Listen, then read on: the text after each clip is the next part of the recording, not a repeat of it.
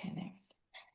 And just in case this is your first meeting, my name is Dana Rogers. I am the Chapter Services Manager here at AGA National, and I just want to say a big thank you to everyone for taking out their time to attend our Treasurer's Town Hall. Just so you know, this session is going to be recorded. I will send out a link to the recording and any resources that we discuss after the session is over.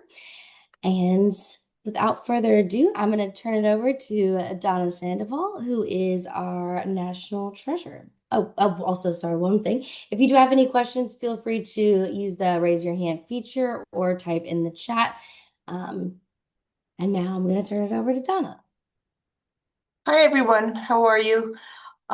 Today I have a few slides that I wanted to share with all of you. Hopefully you can see them now.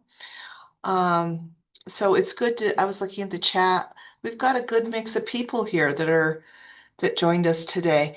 Um, so as you know, or if you don't know, I'm from Albuquerque, New Mexico. I work for the city of Albuquerque.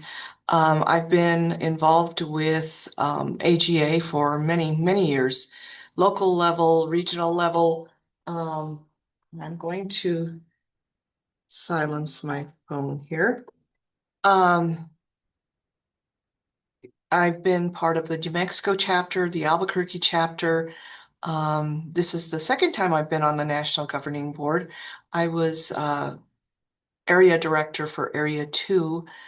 I'm going to say that ended in maybe 2021 or so, something like that. And now I'm back on the National Governing Board as treasurer. So it's always a pleasure to volunteer my time with AGA. And obviously the CPE is good, but the networking is a big plus. And then getting to know people from different chapters. Um, and I've had the pleasure of visiting different chapters in person just for either their PDT or they're having some kind of training event and they've invited me. I will be going to South Dakota in April. We haven't finalized plans, but I've never been to South Dakota, so I'm looking forward to that. I believe her name is Amanda. I don't know if Amanda's on the call, but if you are Amanda, hello. If not, looking forward to meeting you in person. I don't think we have our past national treasurer on. I don't see Michelle Yannick on. I don't see our treasurer-elect, Atisha. Here. I'm here. Yes, she's there. Atisha's here? Yes, I'm here. Oh, good. So Atisha's going to be, uh, oh, there you are. Good to see you. Say You hello to too. everyone. Hello. Yeah. When my term ends as treasurer, Atisha is going to be heading up the national treasurer position.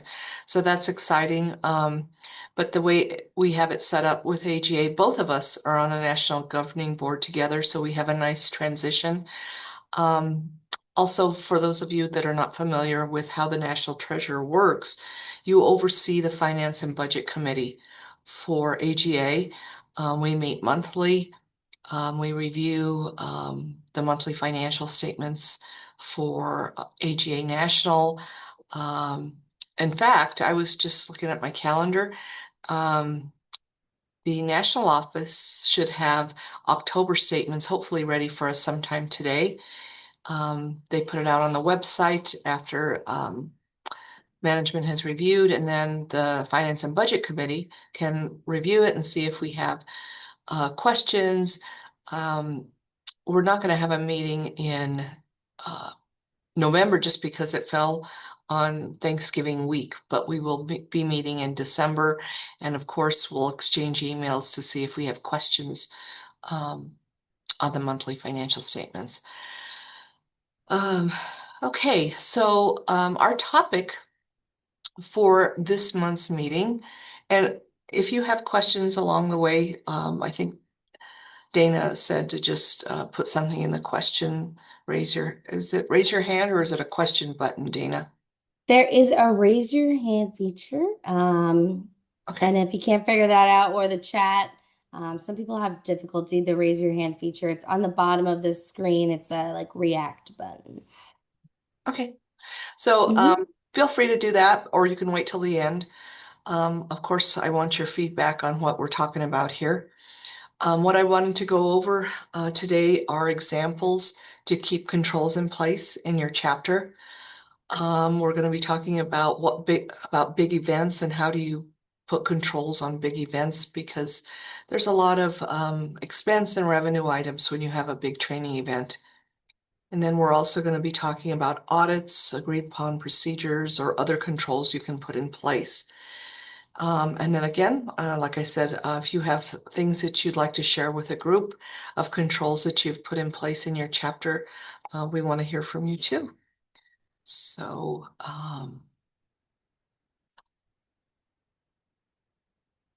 and actually, I should do slide. If I do slideshow, I don't think I'm going to see all of you. Did it go to the next slide for all of you? Yes. Okay, cool. So I just jotted down some examples of controls. Sometimes we take for granted policies and procedures. They're not the most exciting thing. I mean, but you should review those at least annually. I do that here at work just because um, it's a good way to refresh your memory of what your policies and procedures are, or they may be outdated. Um, the policies and procedures that I have um, in mind here at work that we look at all the time are having to do with accounts payable and banking changes. There's a lot of, and we're going to talk about phishing scams and things like that. Those are good to look at annually just because there's always um, fraudsters or somebody trying to, they may send an email or something trying to get you to either send them a document or change something, right? To interfere with a payment going to a legitimate vendor. So policies and procedures and reviewing them. Um, what we do in Finance and Budget Committee, we updated the financial policies and procedures for AGA last year. What we did is we split them up, the Finance and Budget Committee. We got a small subgroup and we each took a section to look at. If you don't have policies and procedures for your chapter, this is a good time to get them in place. And if any of you need examples, I'm happy to share those too with you. I just talked about being aware and paying attention to phishing scams, right? Especially I noticed when I was on the chapter executive committee for Albuquerque, we had a chapter email address. We would get so many phishing scams through that, or they would pick it up off our newsletter. And sometimes, and you want to be able to have your members contact you, right? You want your um, email address, the, the one that you use for the chapter, and individual ones for your officers so people can contact them. But sometimes that's an easy way for a fraudster to contact you and think, hey, Donna, do you have a quick minute to meet?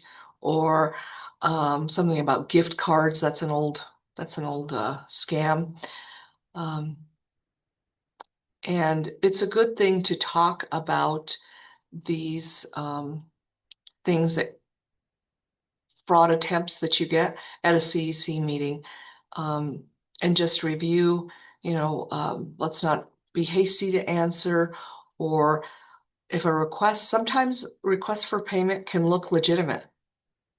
But if there's any doubt, right, um, you can either ask for more information from that person, don't click on it, or maybe contact another member of your chapter executive committee. And I think I talked about this when we had our last quarterly treasures chat, is things you can look for when you're get a fraudulent attempt. Sometimes it's bad grammar. It has links on it, maybe company names that are slightly altered. It's like, that's a legitimate company, but if you look at it, wait a minute, it's spelled incorrectly. And if you're in a hurry, you might not catch that. So that's just some FYI.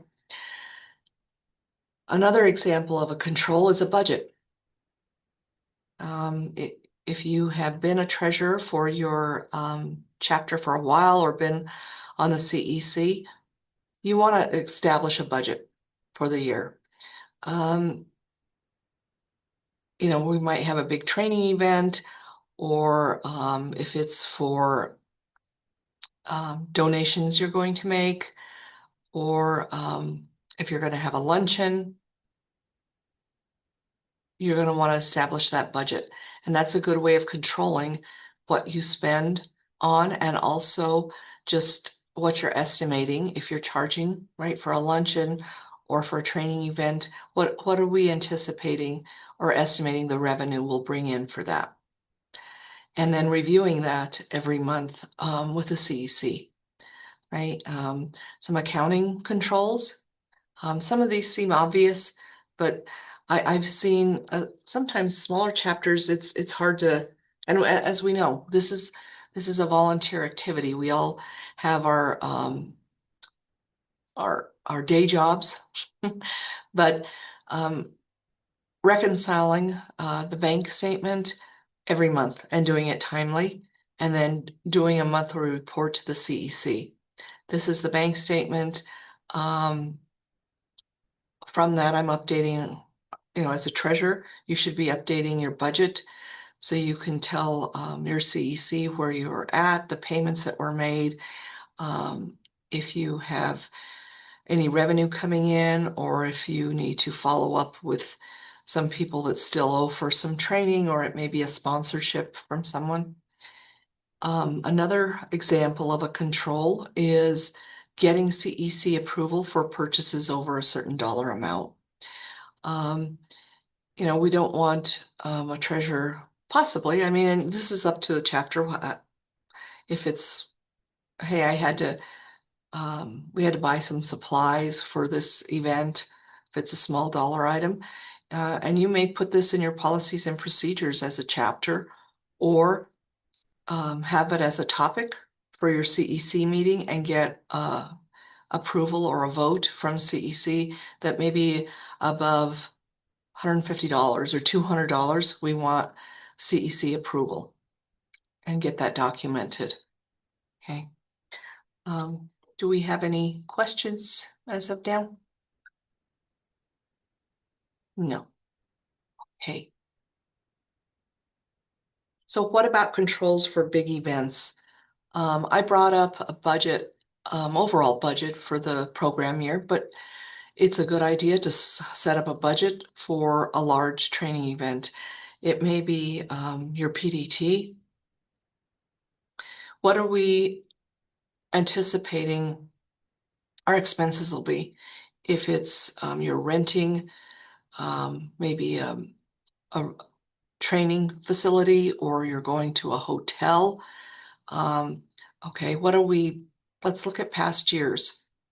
Or if you're not sure how much you would budget, you can either maybe get some quotes, right, from different facilities, so you can gauge, like, how much will this cost us, or how much can we afford, and then the other side of it is, how much do we want to charge our members, right? We want to give good quality training.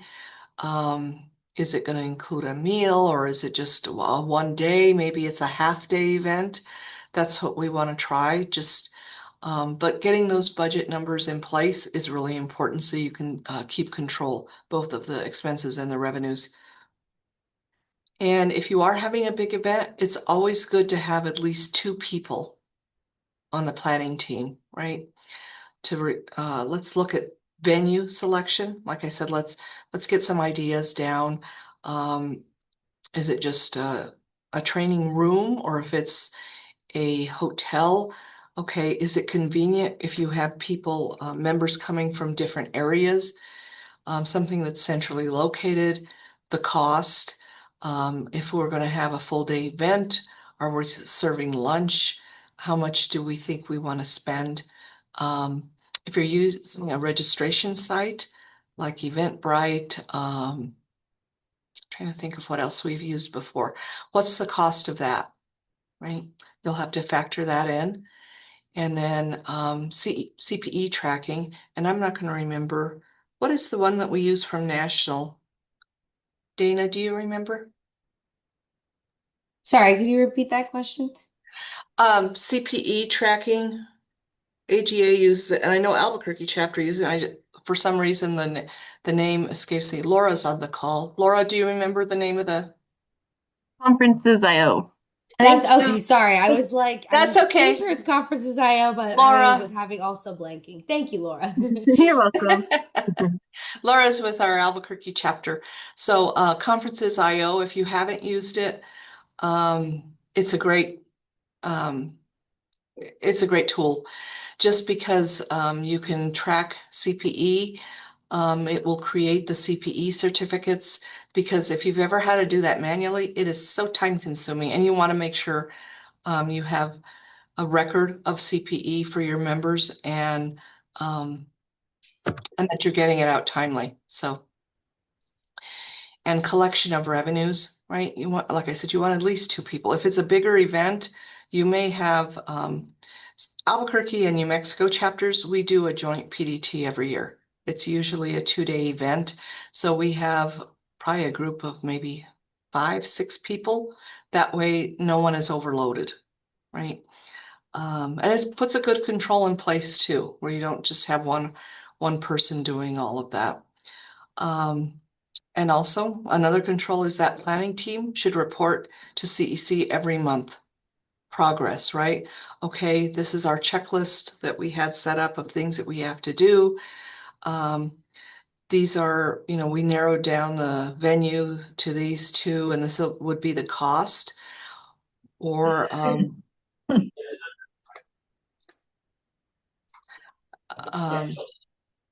also, if you ran into an obstacle, I don't know, the date, we may have to move it. Does anybody have any issues with us moving the date of the event? And then if needed, get approval from the CEC, right? If we move the event, we may have limited members that can attend, just things like that. It's good to get a group consensus on that. And then also not just progress on CEC, but also in expenses and reporting that to CEC and making sure we're getting those paid and then revenues collected, right? Sending out invoices for members that may be a certain agency or something or a group that's sending several people and organizing that, or if it's a sponsorship and just making sure you get all your revenues collected.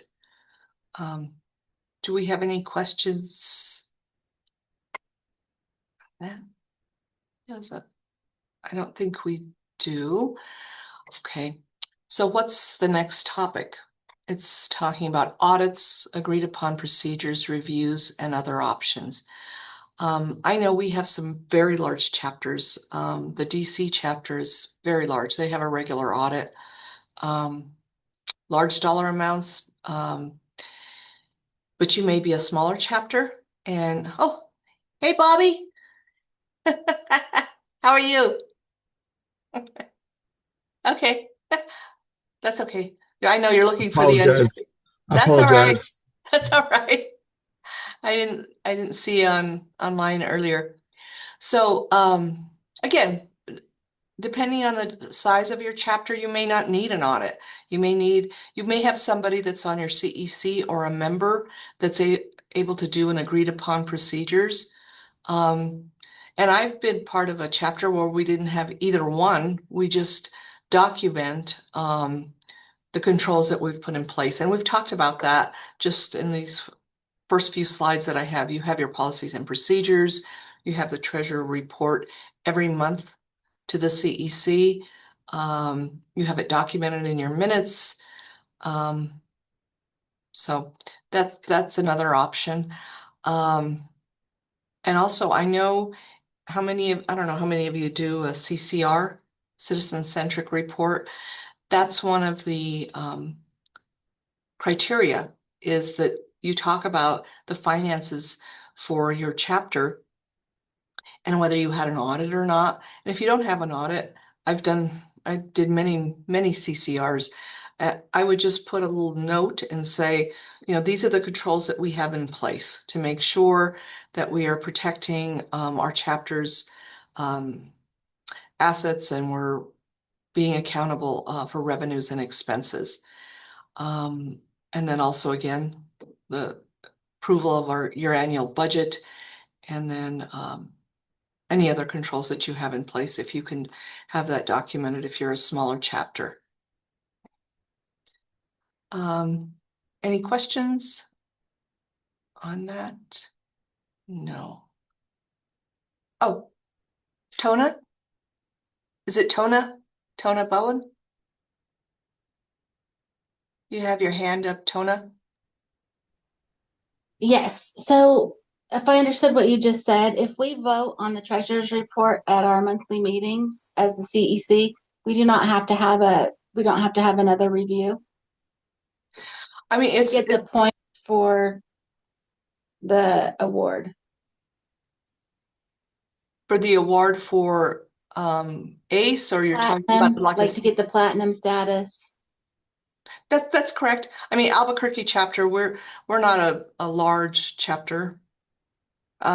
We have Laura, are you still treasurer? I am still for Albuquerque. Okay. So I've been treasurer, one of the many hats I had for Albuquerque, but yeah, we don't have an audit. We don't have an agreed upon procedures. Laura, or whoever the treasurer is for the chapter, just every month reconciles the bank statement, right, updates the budget and sends it out to the CEC prior to the meeting for review. And then during the meeting, Laura will go over whatever she sent out and takes any questions, and that becomes part of the minutes. So then when you do your ACE reporting, you say that you have had the audit for the points? I don't remember. I know I've filled out more than one ACE. I don't say that we've had an audit. I just explain the controls that we've put in place. And we've won platinum several years in a row. Oh, that's great. Okay, perfect. That because we were trying to figure out, okay, so now we got to get an audit and how are we going to do that? So that is, but we've always had this in place. So perfect. Thank you so much. Tona, what chapter are you from? The Ozarks chapter, Springfield, Ozarks. Missouri. Yep. Okay. We're in Springfield. That's a smaller chapter too, isn't it? Yeah, we're very small. Okay. I would suggest doing that. Yeah. Perfect. Okay. Thank you. Sure. Anyone else? Questions on that? Okay. So internal controls in your chapter, that's my contact information if you don't already have it. We can take other questions, or if you want to suggest other controls that you have in place and you want to share with the group, feel free. You can unmute yourself, or you want to raise your hand and just share some other things that you do in your chapter. Bobby, I'm sure you want to share something.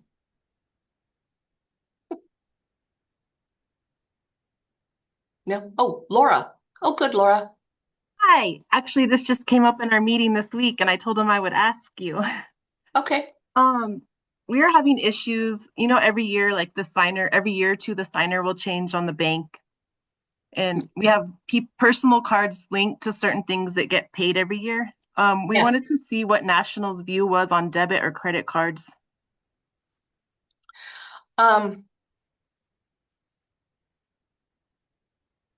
If you can put controls in place, I don't see why not. I have never had a debit in the time that I was on the New Mexico chapter and the Albuquerque chapter. We never had that. So what were you thinking about it being like a chapter? Yeah, and the thing that we run into, even if we did that, the signer would change every year. So it would be kind of difficult to get it. I know, that's the only thing. See, because and before you know it, the program year's up and you're having to change. That would be the only drawback, I would think. Because I know it's a pain to try and write a check or something like that. It's convenient to have there you are, Laura. Finally figured it out. That's okay. That yeah, it's just good to have a debit or a credit card. It's just the change in officers would be hard, I would think. Yes. Donna, Yeah. hey, this is Patrick. Hi, Patrick. Hey, how are you? I'm good. I didn't see you on good. I snuck in late. Oh, there you are. If I could jump in real quick on the credit card, the biggest thing that we need to be careful of is making sure the AGA National is not liable for anything on the credit card. So the problem is somebody's got to be liable. It's got to be on somebody's assigned to somebody's social security number, goes on their credit report and that sort of thing. So I would encourage you not to do that. I believe AGA National has said previously, it's been several years since this came up, but AGA National has strongly discouraged that. With the debit card, of course, it's tied to the checking account at the bank, and you do need to have some controls in place. My suggestion would be to make sure you work with the bank or credit union that you're using and have a limit on, well, they're going to have a limit anyway, but make sure that there's a limit on the daily amount and a per transaction amount on each transaction for the credit card. So make sure that it fits what your chapter is looking for and what you're willing to absorb there. So what we've done in the past for the chapter that I've been part of for the last several years, Tallahassee chapter, we have historically used our personal credit cards for transactions and then been reimbursed and provided receipts and those sorts of things to make sure we have proper internal controls. You just want to make sure that somebody doesn't go wild on a chapter credit card, start spending money, the chapter ends up liable, and then AGA National ends up stuck with a bill, because that's not something that AGA National would agree to. So sorry for interjecting. No, Patrick has been on the Finance and Budget Committee for many years, and what he does for a living, he audits banks. He would know. He's an expert. Thank you, Patrick. Laura, does that help? Yes, I just think, I don't know, it just gets hard when someone's linked to a subscription and then they're not there, or something happens. So Oh yeah. Yeah. But I agree with use your card and then get reimbursed for it. But they're not on the CEC and the renewal subscription is on that person's card. or it's their card and the card expires and then something happens. I don't know. We had a situation last year, yeah, where Okay. with Yeah. the card. So But I would agree with Patrick on the controls. Yeah. thank you. Sure. And we have, I think, Evelyn, were you next? Evelyn Stallings? Yes, I was just gonna say something also about that. We have in the not credit card, the debit card since forever. Since I started I was the treasurer for 2 years, then I ended up being the president-elect, and then came back to be a treasurer again. I was gonna say the same thing. We have the debit card, and the president used to have it, and we limited them. And we have an issue a couple of years ago with some president did not turn in the expense, the receipts, and after all, it was a hassle. So we decided I will hold the credit card, or the treasurer will hold the credit card, but not credit card. I'm sorry, the debit card. We have a limit per day to use, and we use it mainly to if we order food to call it in.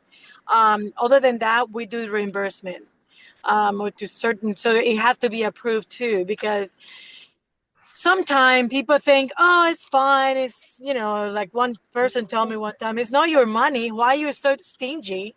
I'm like, Yeah. it is not my money, but if I'm in charge, I'm responsible for the budget. I wanted to make sure that the budget carries through, But I think the debit card is very convenient, especially when you order food for an event and you can call it in. But we do have a limit. So that was one of the best controls, have a limit. And the other thing is to do, if I cannot go ahead and call it in and use the card, then you have to use it, and then I will reimburse you once you give me your receipt. So that would be good. So just a thought. No, that's good. Thank you, Evelyn. Yes. And then Lisa Rutherford. Hi, yes, I had something to add on that. I'm from the Charleston, West Virginia chapter, and we do have debit cards on our checking account. We have 3 people who have them. They're all tied to our chapter account. However, each card has a separate number for each one of us. And so they can be tied to the person who makes the transactions. And there are limits on them. And like when I'm currently the treasurer, when I log into the account, I can see those 3 cards for our account. Okay. And we also we had to, each activate our own cards. And the way we have our access set up is if there is, a potential fraudulent charge, there's more than one of us on the account that gets notified. Like when you get that little text that says, hey, something might be happening. And a good example of that is this fall we always have a 2-day conference in the fall. I happened to be in Walmart doing personal shopping, and our chapter president, who's also handling our education for this year, was in another Walmart buying gift cards. And it cut her off because it wouldn't let her buy the number that she needed. We do some as door prizes, just small nominal ones, and to outside speakers sometimes.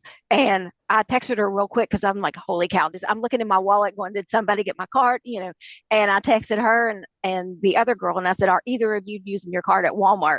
And Emily immediately texted back and she goes, yes, it just declined me for. So we have those controls in place too, that all 3 of us are also going to get a text if there's something wrong. So just some thoughts there. If your bank, can set those up that way. It is convenient that each one of us, it's in our own names and we can see who did the charge, and it's just not one card that we hand out. So Lisa, that's a good point. I have my personal cards set up.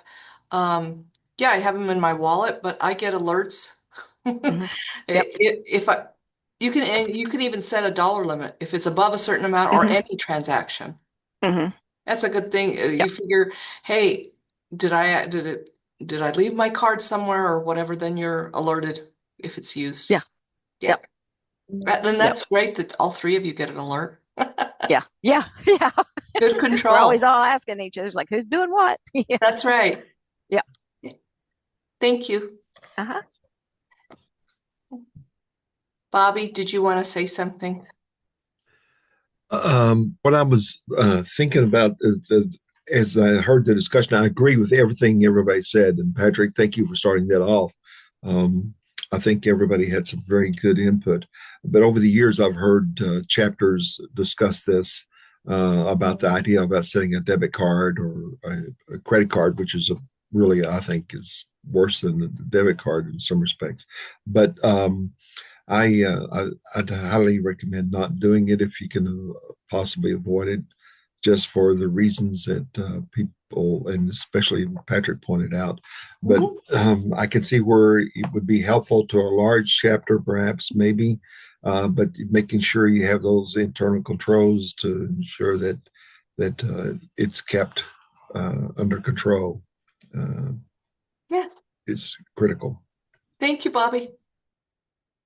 Anyone else? Well, that was some good. Oh, Raji, did you want to say something? Yeah, I was actually curious about do we have like best practices around bank selections?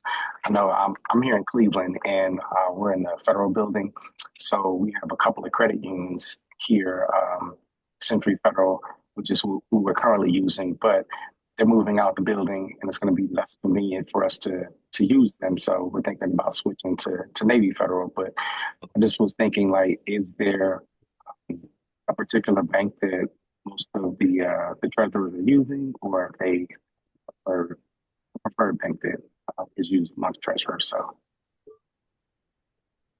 I don't know if we have any recommendations on a specific bank. And that might be very just the region that you're in. I mean, yeah, I think Albuquerque and New Mexico chapters, we just picked a bank that was convenient. doesn't really matter then, right?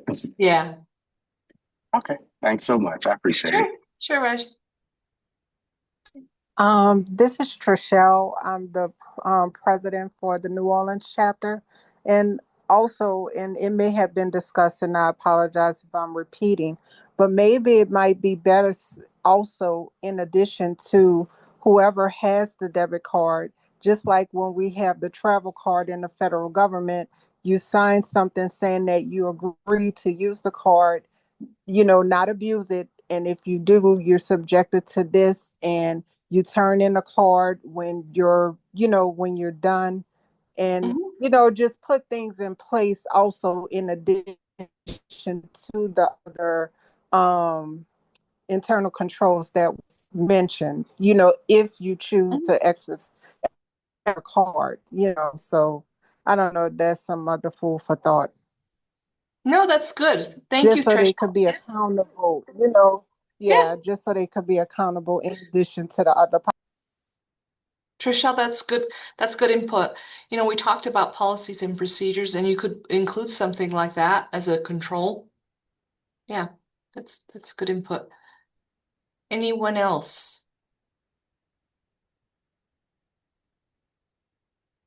Okay. I know Dana is recording this.